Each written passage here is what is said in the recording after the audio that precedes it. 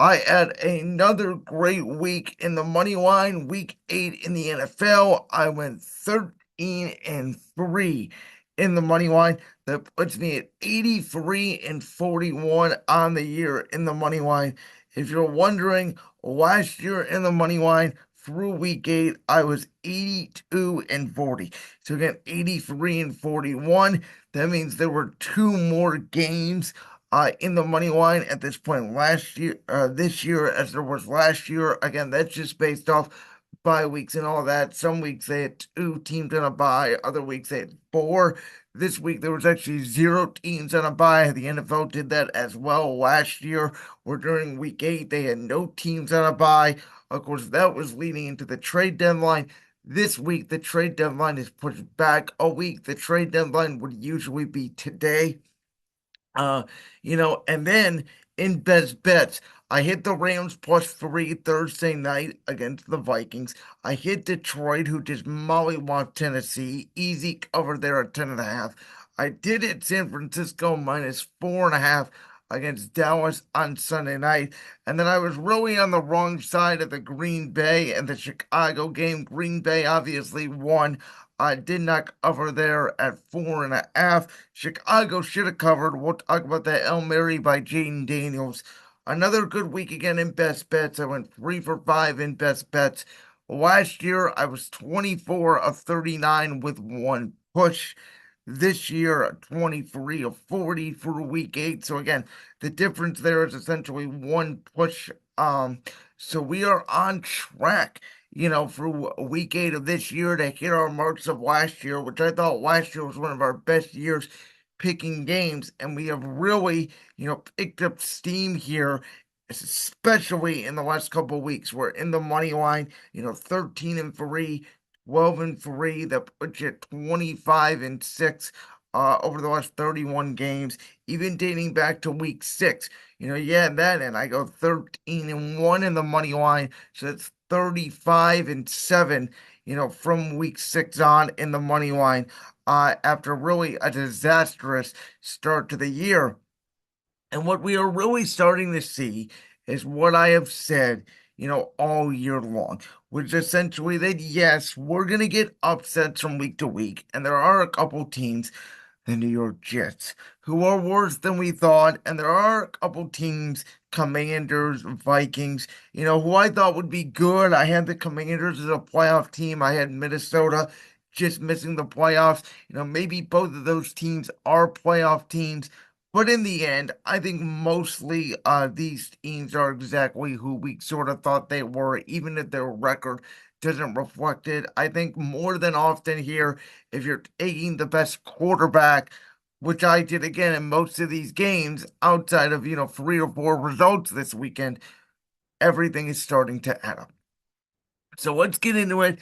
Thursday night, I picked the Rams +3 against the Vikings. And I had said that, the Rams are going to get Cooper Kupp back. They're going to get Puka Nacua back.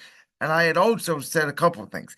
I said, number one, if you watch the Vikings ever since their week 4 demolition of Green Bay in the first half, most of their production has been in the first half. Second half against Green Bay, they don't do really anything. Jordan Love gets back in the game. The game comes down to an onside kick. Week 5 against the Jets in London, they come out of the gates. They go up 17-0 on the Jets. Sam Darnold and crew don't do anything in the second half. They barely hang on to win that game. Week 7, then against Detroit, they obviously get off to that big lead. Darnold does not play well in the second half, takes a scoop and score fumble for them to get the lead. Obviously, Detroit wins with the game-winning field goal. And then again, same thing. Sam Darnold, first 2 drives for the Vikings, walks down the field, 2 touchdowns. Minnesota fans all happy. And then, obviously they kicked 2 field goals there the rest of the night. And Matthew Stafford looked very comfortable. They got the ball out to Puka Nacua early and often. Cooper Kupp got contributions. And then obviously the big loss from Minnesota, Christian Darrisaw on that left side. We'll have to see how they complement that. Jared Verse had a couple of sacks. Yes, did they miss the face mask on Sam Darnold in the end zone? They did. Could expedited review for a flag on that. I think that could be a scenario where the NFL is going. In the end, though, I get it. It was an 8-point game. If you call the face mask, anything can happen. The Rams were dominating that second half. The Rams deserved to win the football game. The Vikings did not. Again, I still think the Vikings are a very good team, but I still wonder where their placement is going to be at the end of the year in that vaunted NFC North. And this was a game that the Rams much needed because, Arizona won, San Francisco won, and while Seattle lost, that NFC West is getting tightened. But all of a sudden now, Stafford's got his offensive line back. He's got Cooper Kupp back. He's got Puka Nacua back. Their defensive line is starting to make plays. Don't discount the Rams as sneaking into the playoffs here, not only in the division, but in the wild card if they get hot here down the stretch. Okay, Philadelphia at Cincinnati. Now, I had said this was the toughest game to handicap. I did not want to take it. Cincinnati was favored by 2.5. The Eagles had never won in Cincinnati before. The one time Joe Burrow did play Philadelphia, it ended in that 2020 tie in 2020. And Cincinnati started off great. First drive, I believe it was 17 plays, something like that. 10 minutes off the clock. Jamar Chase against Nolan Smith in the back of the end zone. Bengals up 7-0. This game is 10-3 Cincinnati at the 2-minute warning down there in Cincy. Jalen Hurts obviously gets the touchdown right before the half on the tush push after a missed Evan McPherson field goal, and that really changed the momentum, right? Instead of Cincinnati potentially being up, 13-3 or 13-6 at the half, it's 10-10. And in the second half, even without Jordan Mailata at left tackle, even without Mekhi Becton at right guard, Kevin Steen, Fred Johnson, the two offensive linemen filling in for Philly, along with Jalen Hurts, who made some incredible throws, not only down the sideline to A.J. Brown, but in the middle of the field, and then obviously the deep bomb to Devontae Smith to really open up the game. But Saquon Barkley in the run game got going. And it just feels like to me, listen, I know there was a lot of talk about obviously Philadelphia is the only team in the league to not score a point in the first quarter this year. They could have, I believed, on Sunday. I think that was just indicative of Cincinnati getting the first drive and taking it all the way down the field because the Eagles did score a field goal on their first drive of the game, which they obviously then had not scored on their first drive of the game all season long.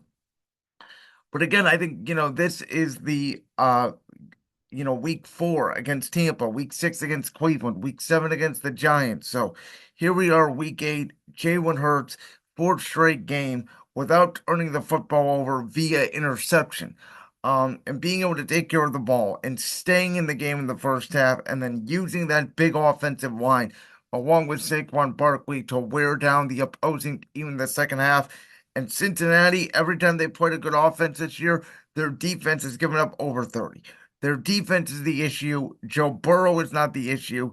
Even without E. Higgins out there, Mike Gesicki had a big game. Jamar Chase did his part in putting up his numbers. Cincinnati, they're sitting here at 2-6, and yet it still feels like to me they may be one of the most dangerous teams in the NFL if they get their defense right, because we know what they can do on the offense side of the ball. But I will acknowledge with Pittsburgh winning, yes, Baltimore losing does help, but Cincinnati has got to start stacking W's here, or they may be running out of time. Remember, I predicted them to be the number 1 seed in the AFC this year. Now I'm hoping they're one of the 7 seeds in the AFC playoffs.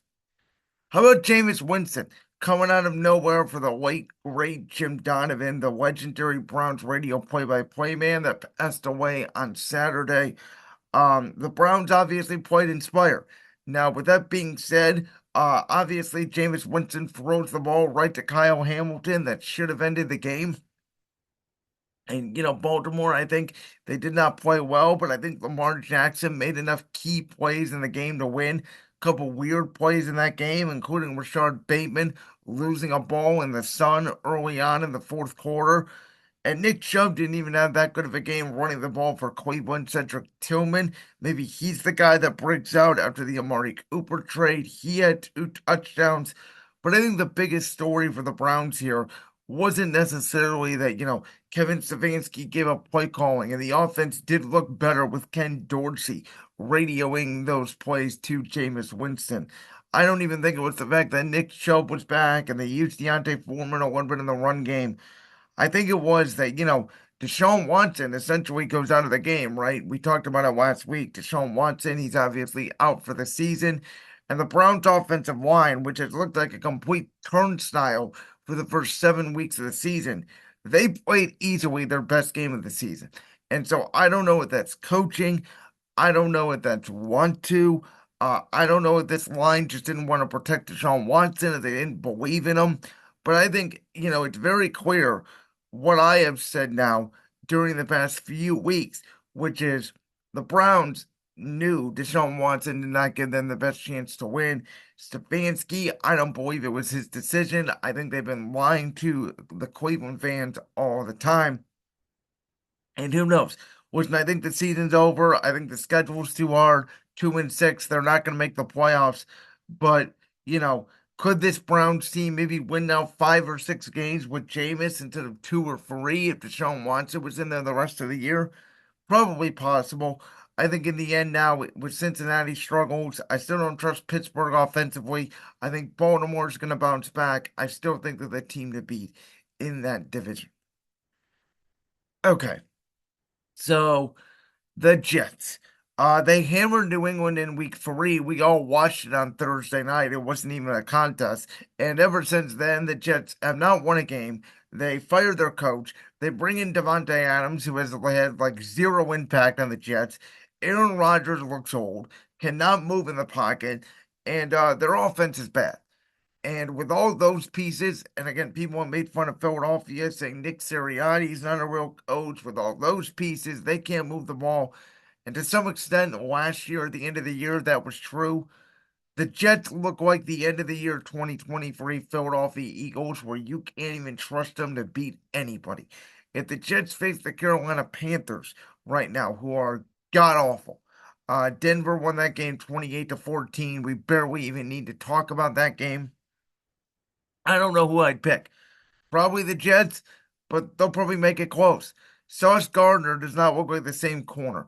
And this defense without Robert Saleh, who we said, ever since that Monday night game against Buffalo, when we saw Jeff Ulbrich out there for the first time as an interim head coach, their defense has not looked the same. They can't run the ball. Reese all Braylon Allen, it doesn't matter.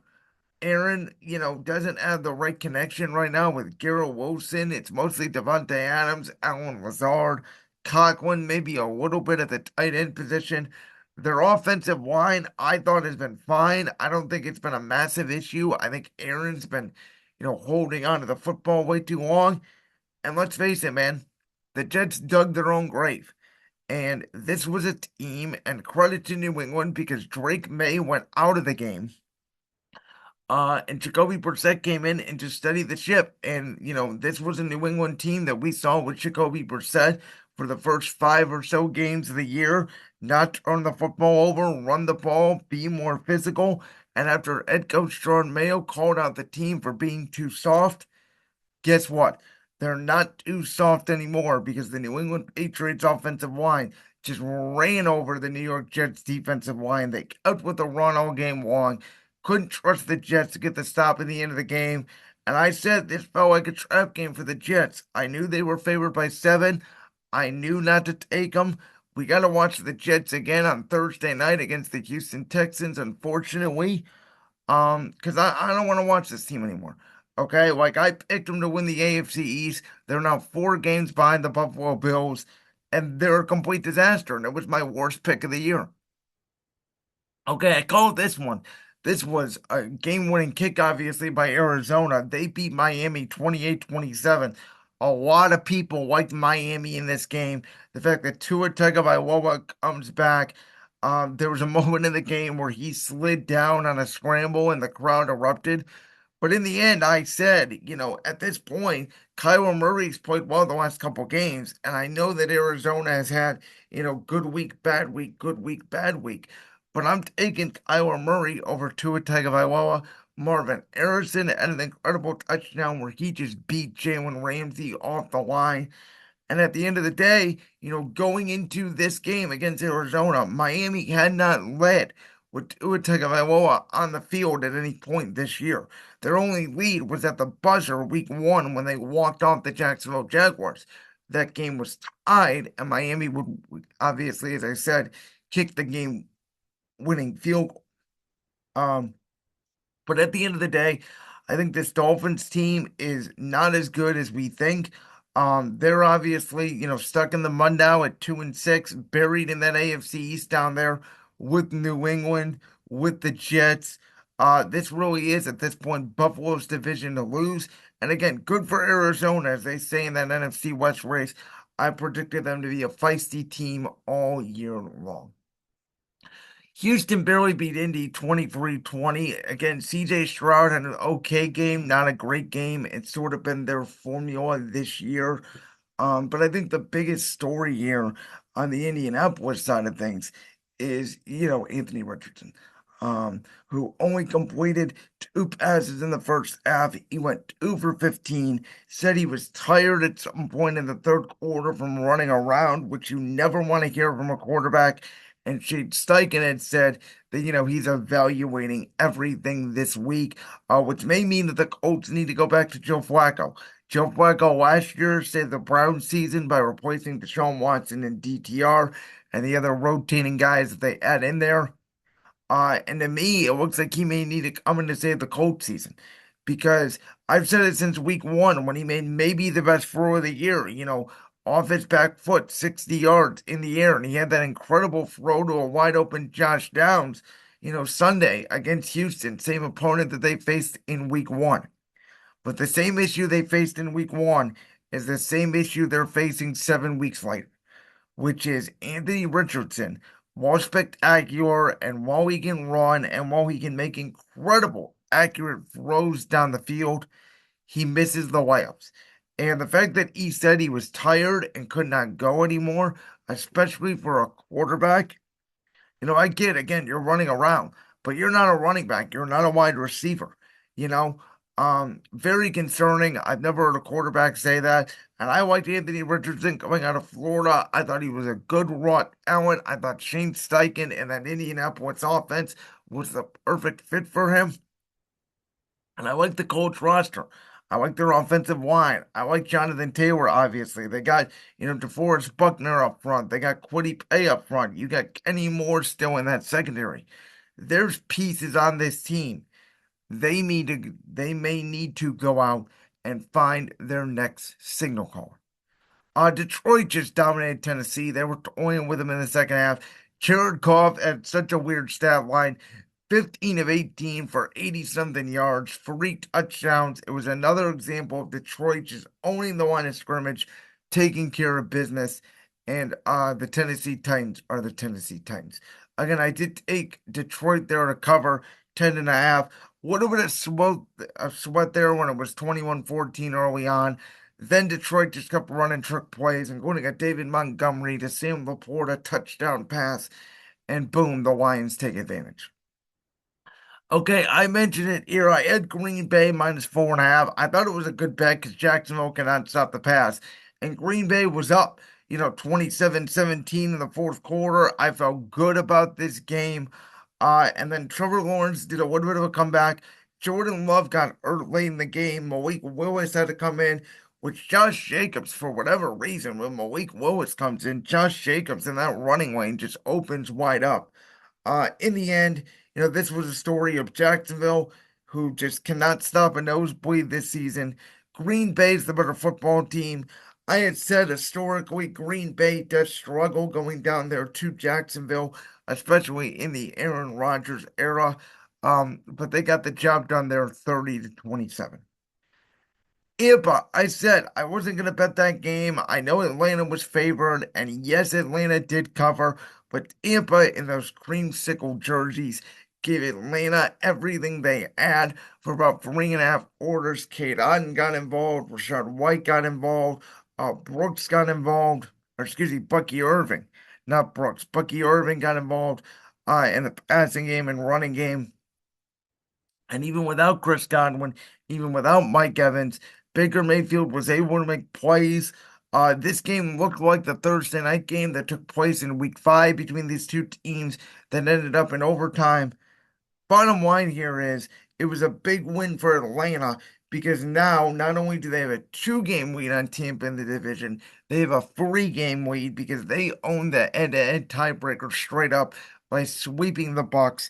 And Atlanta, to me, especially with the injuries to Chris Godwin and Mike Evans, Atlanta should be on their way to winning the NFC South title. The Saints couldn't move the ball. Led McContry breakout game. Chargers win 26-8. Nothing really to talk about here. They go to Cleveland next week. Jim Harbaugh knows all about playing Ohio State, obviously, down there in Columbus. Should be an interesting game with LA traveling down to Cleveland. But what has been an unseasonably warm fall here where I'm at in Cleveland, Ohio. Chiefs defeated the Raiders. Yeah, they didn't cover. Vegas came out. They played a good first half, but it was really never in doubt. They're doing another hook and lateral play with Travis Kelce to Samaje Perine. Patrick Mahomes came out and showed obviously that Kermit the Frog, up it that we know the Raiders had made fun of them after beating them on Christmas a year ago. But at the end of the day, man, Chiefs just dominate here. The final score does not indicate they win the game 27-20. I already mentioned Denver defeated Carolina. Denver, they were the best bet on the board this year at over under 5.5. They're at 5 wins right now, so they're going to hit the over on that. Good call by me. Bo Nix had another good game, and the Broncos and Chargers in that AFC West. I think, alongside Pittsburgh, maybe Cincinnati, if they get their act together, potentially Indianapolis. But right now, to me, it does look like, Denver Chargers. Those are your two leading candidates for wild card positions in the AFC playoffs. Buffalo just did their thing. Geno Smith in Seattle could not move the ball without DK Metcalf. Bills win the game 31-10. They got back to using James Cook in the running game. Shakir had another great game in the passing game. They haven't even gotten Amari Cooper going.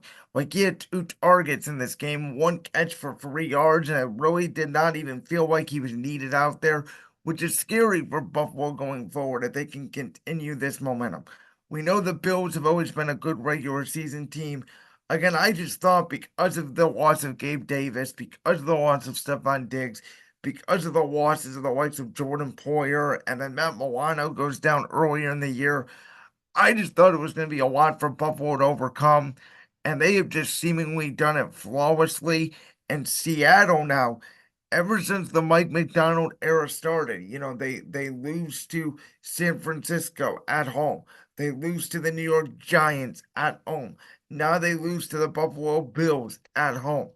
That Seattle, that Lumen Field, that 12 man used to be such a huge home field advantage, and it just feels like it's not anymore.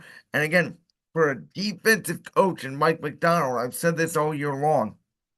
For a defensive coach and Mike McDonald, Seattle's defense. I know it was a rebuild. They got rid of Quandre Diggs. They got rid of Jamal Adams. They don't have much of a pass rush, but that defense seemingly cannot stop a nosebleed right now. Very similar to Cincinnati's defense. Um, and then the Hail Mary.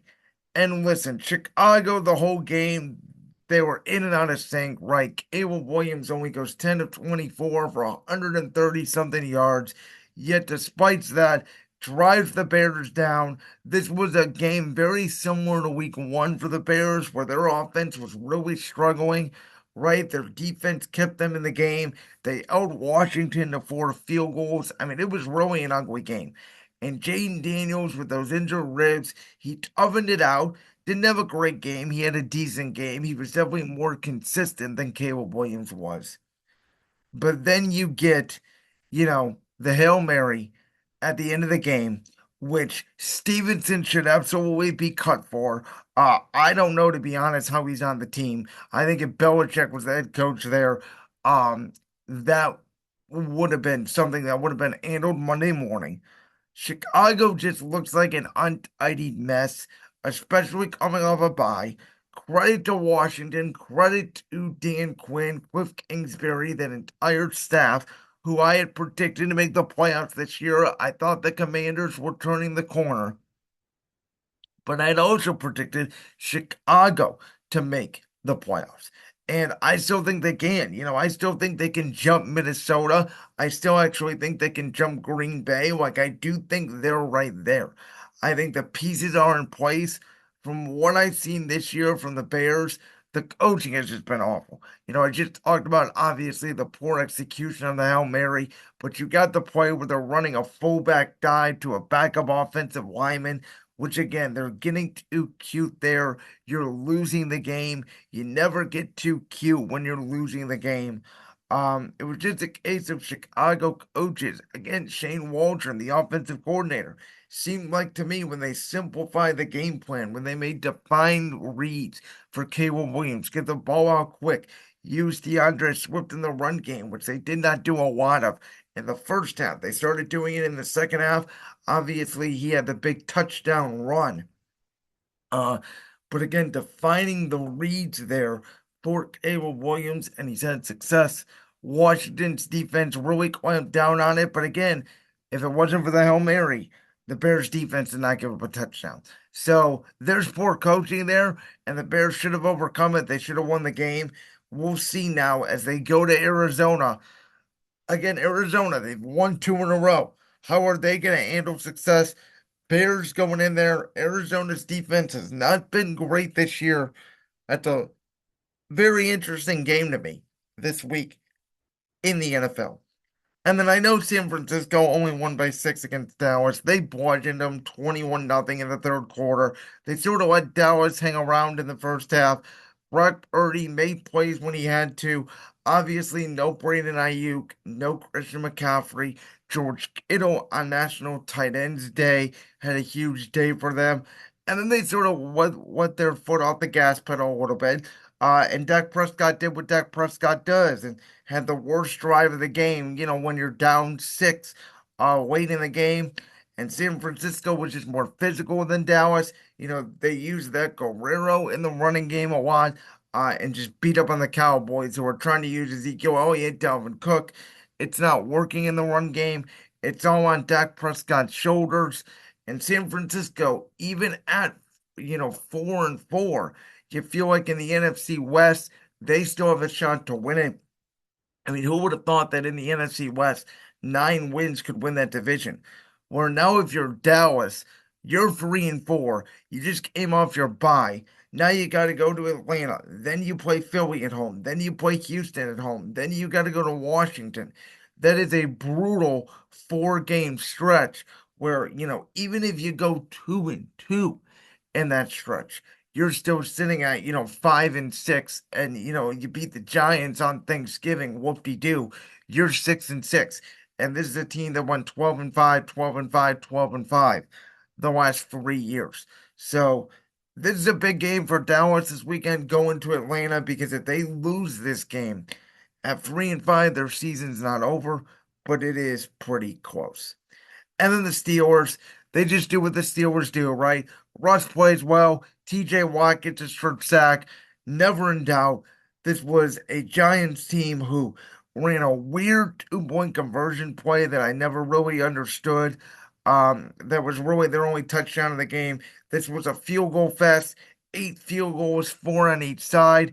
Pittsburgh wins. And this is exactly what I said about both teams going into the year. So the Giants are going to win 2-3 games. They got some pieces. Their offensive line is better than I thought. Malik Neighbors has actually been better than I thought at that X wide receiver position. But they're just a complete rebuild, obviously. And then on the Pittsburgh side, we're going to play good defense. We're going to kick field goals. We're going to beat up on teams early in the year. Steelers are now 6-2 heading into their bye. I said they needed to be, about 6-3, 7-2 going into the back half of their schedule. We're starting in week 11 now. You have your 6 division games, which Cleveland with Jameis Winston will not be an easy game, especially in Cleveland. Kansas City, And I believe Philadelphia also there on that schedule. So I said, Pittsburgh has 6 wins right now, and I wouldn't be surprised if they finish the year at 9-8. Like that clip from the Brands World podcast? If so, make sure you go down there and hit that subscribe button. While you're down there hitting the subscribe button, make sure to also hit the notification bell so you never miss another upload. And make sure you check out all the other clips from the Brands World podcast right here on YouTube.